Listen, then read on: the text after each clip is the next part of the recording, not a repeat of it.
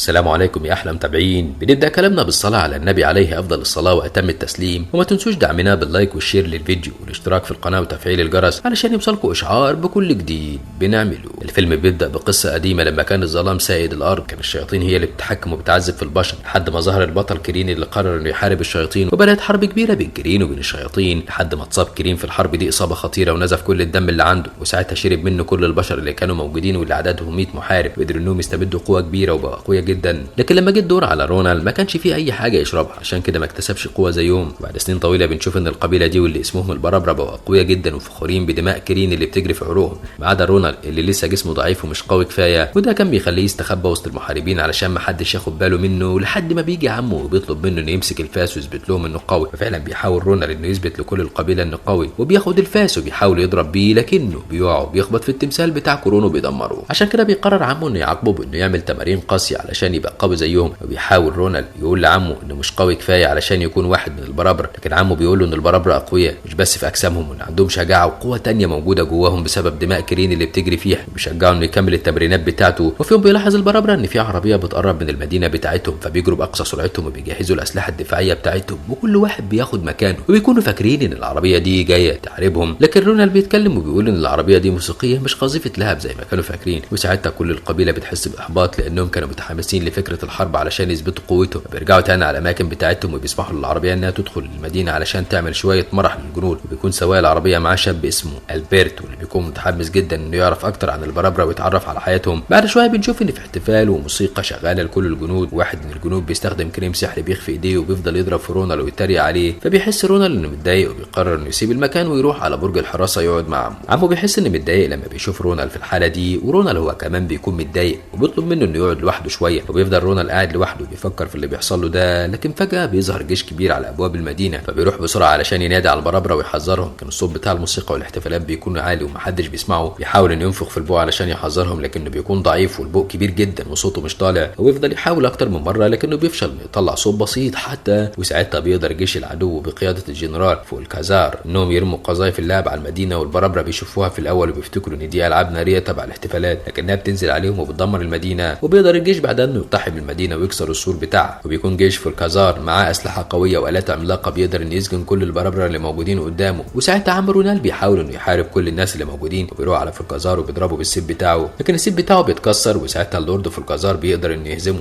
وبيخلص عليه، وبيقدر رونالد انه يهرب من الحرب دي ويشوف ان المدينه اتدمرت، وبيجري على عمه علشان يحاول يساعده، لكن عمه بيقول انه خلاص هيموت، وبيطلب من رونالد انه ينقذ البرابره اللي اتخطفوا، وبيطلب منه يروح في اتجاه الشمال علشان يقابل العراف. وفعلا بيبدا رونالد رحلته، وبيطلب منه البرت انه يروح معاه، والاثنين بيتحركوا مع بعض. بيوصلوا عند بيت على شكل الجمجمه من بره، وبيدخلوا يقابلوا العراف، والعراف بيقول لهم ان فولكازار محمي بقوه الظلام، والدراع بتاعه مش اي سيف يقدر يخترقه ما عدا سيف واحد بس، وهو السيف اللي حارب بيه كرين الشياطين. ورونالد بيقول ان السيف ده مش حقيقي وانه مجرد اسطوره، والعراف بيتضايق عليه وبيقول ان السيف موجود والمحارب الحقيقي بس هو اللي هيقدر يستخدمه. والناحيه الثانيه بنشوف فولكازار والجيش بتاعه بعد ما وصلوا المدينه بتاعتهم، وبيروح علشان يتكلم مع الساحره بتاعته، بيكونوا عايزين يقدموا كل البرابره قرابين علشان يعملوا طقوس احياء الشيطان اللي هزموا كرين زمان. لكن الساحره بتقول له ان في واحد من البرابره مفقود ولازم يبقى معاهم علشان يكملوا الطقوس. ساعتها فولكازار بيتعصب وبيقول لرجالته يدوروا على البربري اللي ناقص ويجيبوه بسرعه. في الوقت ده بيكون رونالد والبرت في طريقهم علشان يدوروا على السيف بتاع كرين ويهزموا فولكازار، وبيقابلوا محاربه بربريه قويه بتهجم عليهم. رونالد بيكون خايف منها جدا علشان كده بتسيبه تمشي لانه ضعيف، لكن البرت بيقترح عليه انها ممكن تكون دي المحاربه القويه اللي اتكلم عنها العراف، وهي اللي هتقدر تستخدم السيف. بيعرفوا منها ان اسمها زاندارا، وبتطلب منها انها تساعدهم في المهمه بتاعتهم، لكن زاندارا بترفض في الاول، بس لما تعرف انها تساعد البرابره اللي من دم كريم بتوافق وبتقرر تروح معاهم الرحله دي. فعلا بيبداوا رحلتهم وبيدخلوا مكان بيتعرفوا فيه على واحد رامي اسهم اسمه إيليريك، ولكن قبل ما يمشوا بيجي واحد محارب وبيتحدى زاندارا في قتال، لكنها بترفض تواجهه علشان وعدت رونالد انها مش هتدخل في اي قتال ملوش لازمه. لكن في الوقت ده بيوصل جنود من جيش فولكازار علشان يدوروا على رونالد ويقبضوا عليه لانه اخر بربري مطلوب علشان الطقوس. فعلا بيقدروا يقبضوا على رونالد وبيكونوا هياخدوه ويمشوا، لكن زاندارا بتساعد رونالد وبتقدر تحرره. بعدها بيكملوا طريقهم، وبيكون زاندارا مستغربه ازاي رونالد من دم كرين وخايب بالشكل ده، وبتقول ان كل البرابره المفروض يكونوا اقوياء، وده بيزعل رونالد جدا وبيخليه متضايق. وبعدها بيمشوا لحد ما بيوصلوا عند بوابه معبد الجن، واليريك بيقول لهم انه عارف البوابه دي كويس، والحراس بتوعها لازم يقيسوا روح كل واحد قبل ما يسمحوا ليه انه يعدي منها، ولو لقوا الشخص مناسب مناسب هيسيبوه يعدي، اما لو مش مناسب ساعتها البوابه هتقفل عليه وتسحقه. ساعتها بيكون رونال خايف جدا وبيقول لهم يمشوا من الاتجاه التاني وما يدخلوش من البوابه. في الاول بيكونوا كلهم رافضين يمشوا وراه، بس بيقرروا انهم يسمعوا كلامه ويمشوا من الاتجاه التاني، وفعلا بيمشوا، لكن ده بيضايق حراس البوابه وبيقرروا انهم ينصبوا فخاخ كانت هتموتهم كلهم، لكن لحسن حظهم انهم بيقدروا يهربوا في اخر لحظه. زندارة بتفضل تقول لرونال انه جبان ولازم يواجه مخاوفه ويبقى شجاع، لان هيجي يوم ما هيضطر انه يواجهها. بعدها بيوصلوا لمملكه الجان وبيشوفوا البرج اللي موجود فيه كتاب الحكمه، ولذلك بيقول لهم ان الحراس دول اقوياء جدا وهيقدروا يموتوا اي حد يقرب منهم. ساعتها بيتشجع رونال وبيقول انه هيروح لوحده، وبيستخدم المسحوق اللي بيخفي الجسم اللي استخدمه عليه الحارس قبل كده وكان بيضايقوا بيه، وبيقدر فعلا انه يختفي. بيدخل البرج وبيروح لكتاب الحكمه علشان يعرف منه مكان السيف بتاع كرين، لكنه بيقع في فخ وبينزل في المكتبه اللي شغال فيها عدد كبير من الجن. ساعتها بيفضلوا يضربوا عليه اسهم وبيطاردوه، لكنه بيقدر يهرب منهم في النهايه وبيخرج بره وبيرجع للمجموعه مره تانية. وبعد ما رونال بينجح وبيرجع لهم بالصفحه اللي فيها مكان السيف، بتحس زندارة انها معجبه بيه وبتروح تعتذر ليه لو كانت ضايقته قبل كده او قالت عليه جبان، وبتحكي له ان في القبيله بتاعتها التقاليد عندهم ان الستات بتتجوز من الراجل اللي بيقدر يهزمها في معركه، وبتقول له انها دخلت معارك كتيره ولحد دلوقتي مفيش حد قدر يهزمها، علشان كده هي من غير جواز لحد دلوقتي. لما الموضوع زاد وقدرت انها تهزم كل اللي تقدم لها، اضطر مسؤولين القبيله بتاعتها انهم ينفوها، علشان كده هي مشيت وكانت عايزه تلاقي قبيله البرابره الاقوياء، لانها سمعت انهم محاربين عظماء ومحدش يقدر يهزمهم، وقالت انها كده هتلاقي حد منهم يهزمها وتتجوزه. فاثناء ما هما بيتكلموا بيوصل جنود من جيش فولكازار على تنين وبيخطفوا زندارة، وعلى طول بيهرب رونال والبرت وإليريك انهم بيتقبض عليهم من محاربات الامازون وبياخدوهم للمملكه بتاعتهم. والملكه بتكون مبسوطه بسبب انها شايفه رونال من البرابره الاقوياء وهيقدر يتجوز من الامازونيات ويخلفوا محاربين اقوياء. في الوقت ده بنشوف زندار لما بتدخل مع الجنود بتوع فولكازار وبيعرف منهم ان دي المقاتله اللي بتساعد رونال، وزندار بترفض انها تستسلم بسهوله وبتقرر انها تفضل تحارب في الجنود لاخر نفس، وبتقدر فعلا انها تهزم عدد كبير منهم. بعدها بتبدا تحارب فولكازار وبيكون في معركه قويه بينهم هما الاثنين، ولما بتحاول زندار انها تقتله بالسلاح بتاعها بيتكسر، ده بسبب الدرع بتاع فولكازار، وساعتها بيقدر انه يهزمها. وبعد ما بيهزمها بيقول لها انه عارف القوانين بتاعه القبيله بتاعتها كويس، هو دلوقتي هزمها يعني يقدر يتجوزها، لكنه مش هيتجوزها، بس بيعرفها انها تسمع كلامه في كل اللي يقول عليه وهتساعده، ولو رفضت يبقى هي كده اتخلت عن تقاليد القبيله بتاعتهم وخانتهم. بعد كده بنرجع لرونال والبرت مره تانية، ورونال بيقول انهم لازم يهربوا من هنا باسرع وقت، لكن البرت بيكون رافض يمشي، بيقول انه هيفضل هنا مع ستات الامازون وهو مبسوط. فبيمشي رونال لوحده بيقول له ان زندار في خطر ولازم يروح علشان ينقذها، وفعلا بيمشي رونال لوحده وبيقدر انه يهرب من محاربات الامازون. وبيفضل البرت يفكر في اللي عمله ده صح ولا غلط لحد ما بيستقر ان اللي عمله ده اكبر غلط، وبيقرر انه يروح لرونال ويساعده، بس لسوء حظه بيقابل الملكه في وشه وبتمنعه من الهرب. هو بيقول لها ان لازم يمشي علشان يساعد صديقه ينقذها، فبتنادي الملكه على كل المحاربات علشان يمسكوا البرت ويطاردوا رونال هو كمان، وبيفضل البرت يجري لحد ما بيقابل إليريك. وفي الوقت ده بنشوف ان رونال وصل للمكان اللي فيه السيف وبيكون موجود على تمثال في مكان عالي، فبيطلع علشان يجيب السيف وهو متوتر وخايف، وبيقدر فعلا انه يمسك السيف وبيفضل يحركه لغايه ما بيقع منه على الارض. وبيشوف زندار وهي بتقرب علشان تاخد السيف وبيكون فرحان لانها عايزه تساعده، لكن المفاجاه ان زندار بتاخد السيف وبتقدمه لفولكازار بعد ما بقت تسمع كلامه في كل اللي يقول عليه. ورونال بيكون مصدوم لما بيشوف زندار بتعمل كده، على طول بيروح فولكازار علشان يقبض على رونال وياخده معاه على المدينه ويكمل باقي الطقوس. فعلا بيوصلوا على المدينه وبيدخل فولكازار على الساحره وبيديها رونال، والساحره بتاخد نقطه من دمه علشان تحطها مع باقي دم البرابره وتقدمهم قربان لزال وتستدعي روحه. وفولكازار بيطلب من زال انه يديله قوه جباره يكون بيها اقوى مخلوق في الكون كله. وفي الوقت ده بنشوف إليريك والبرت لما بيتنكروا في لبس اتنين من جنود فولكازار علشان يقدروا يدخلوا المدينه من غير ما حد يشك فيهم، وبيقدروا انهم يدخلوا جوه، وبيشوفوا رونال وكل البرابره التانيين وهم مربوطين، وبيروح البرت يتكلم معاه ويطمنه انه موجود وهيساعده وهيحاول يسرق السيف. فعلا بيروح البرت علشان يجيب السيف، المشكله انه بيتقبض عليه من اتنين من جنود فولكازار، بس بيقدر يسرق السيف ويهرب في اخر لحظه، وهم بيفضلوا يجروا وراه. وبيوصل البرت وبيقدر انه ينقذ رونال وبيديله السيف. رونال بيقول انه هيحارب بيه فولكازار، لكنه بيكون مش عارف يستخدم السيف كويس وبيخبط بيه في عمود بيكسره، وبيقدر انه يفك كل البرابره المربوطين. وساعتها بيبدا كل البرابره انهم يحاربوا جيش فولكازار، وساعتها فولكازار بيأمر زندار انها تحارب كل البرابره وتهزمهم، وزندار بيكون مفيش قدامها غير انها تسمع الكلام، لكن رونال بيتدخل وبيمنعها وهي بتحاول تقتله، لكنه بيفضل يقول لها ان مصيرها مش انها تسمع كلام واحد زي فولكازار، وانها محاربه قويه ولازم محدش يأمرها بحاجه هي مش مقتنعه بيها. وهي بتبدا تتاثر بكلامه لحد ما بيقع صخور ضخمه عليهم هما الاثنين، وساعتها كل واحد فيهم بيقع في اتجاه بعيد عن الثاني. وفي الوقت ده بتحاول الساحره انها تساعد فولكازار وبتقول له يشرب الاناء اللي فيه الدم علشان ياخد قوه خارقه. فعلا بيشرب من الاناء وبيتحول لوحش عملاق وقوي جدا، وبيبدا يدمر كل البرابره اللي بيكونوا مش عارفين يعملوا اي حاجه معاه. لكن رونال بياخد باله من الجزء اللي في نص راس زال اللي بيفتكر ان ده الجزء اللي ضربه كريم في القصه، علشان كده بيركب على تنين وبيطير علشان يضرب نفس الجزء ده، لكنه بيقع ومش بيضربه. ساعتها بيمسكوا فولكازار وبيطلب من زندار انها تقتله، لكن زندار بتضرب ايد فولكازار وبتبعده عن رونال لانها بتحبه. وفي الوقت ده بيتحداه كل البرابره وبيفضلوا يحاربوا فولكازار مع بعض